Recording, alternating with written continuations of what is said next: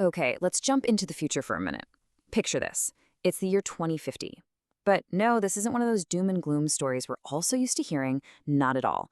This is about a future that totally flipped the script. A future where humanity, believe it or not, actually achieved its greatest success. I mean, just look at this contrast. The future we were all bracing for, climate chaos, massive inequality, endless wars, just division everywhere, right? But the 2050 we're talking about today, it's the complete opposite. We're talking a restored planet, global unity, and shared success. It almost sounds too good to be true, doesn't it? And let's be real, that fear was totally justified. The decades leading up to this big change, man, they were tough. We had these huge global challenges just staring us down.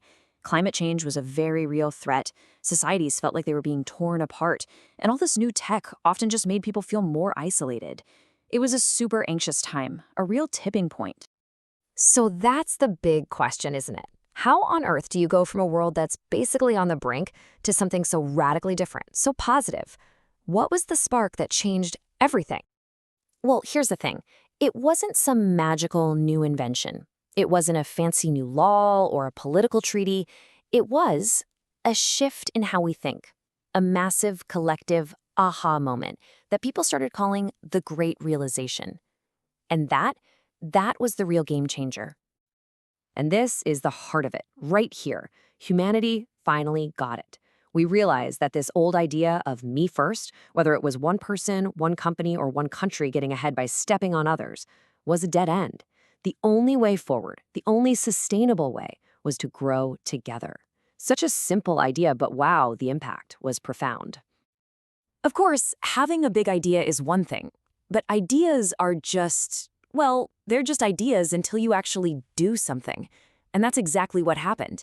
This new way of thinking was put into action, creating these solid pillars of progress that literally rebuilt the world.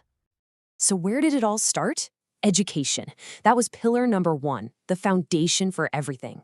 Imagine all the walls around knowledge just crumbling.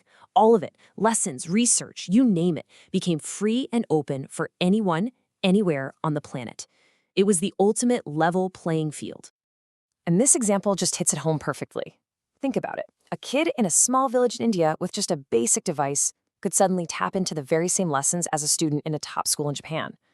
Can you imagine the amount of human potential that unleashed? All that talent that was just sitting there, waiting. And once everyone was learning together, the next step was kind of obvious. Science became borderless. That old way of doing things, labs competing, hiding their research, that was gone. Instead, we got this radical collaboration, with AI acting like this incredible super assistant, translating languages and crunching massive amounts of data to connect the best minds on the planet, instantly. So what does that actually look like? Well, picture this. A doctor in Brazil spots a new virus pattern and instantly shares the data. A researcher in Germany gets the alert, feeds it into an AI model, and together they start developing a treatment in weeks, not years. That kind of collaborative power started knocking down some of our biggest, most persistent health problems. All right, pillar number 3. This one was huge. We finally took on one of our oldest, most stubborn problems, feeding everyone. That same spirit of working together was pointed straight at agriculture, kicking off this massive global mission to innovate our way out of food scarcity for good. And the secret sauce? It was this incredible mix of expertise. It wasn't some expert in a lab telling everyone what to do. You had African farmers with generations of knowledge about the land, working hand in hand with engineers from Asia designing smart irrigation systems, guided by American researchers developing drought-resistant crops. It was that combination that led to breakthroughs nobody could have managed on their own. So you're probably thinking, okay, technology must have been a huge part of this. And you're absolutely right. But here's the critical difference. It was how we used it. Instead of being a tool for competition or a wall to divide people, tech became a bridge. Yeah, they even had a name for it, bridge technology.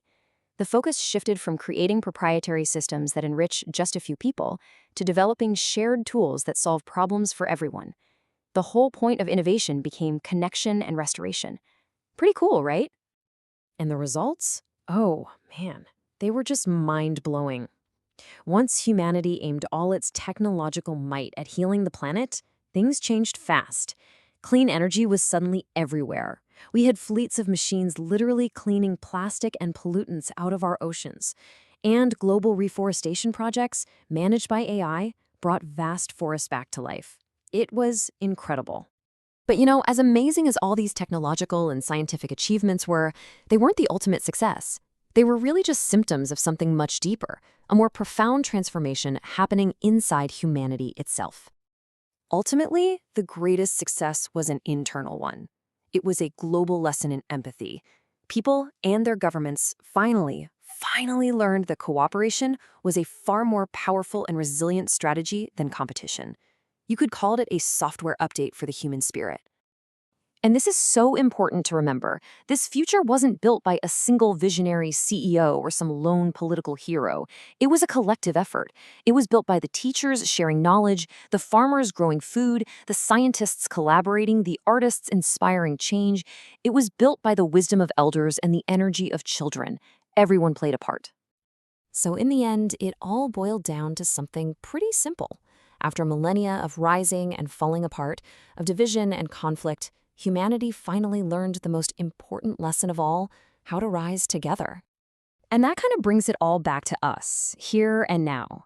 This vision of 2050 started with a simple shift in mindset toward cooperation and empathy. It makes you wonder, what do small or large acts of rising together look like in our world right now?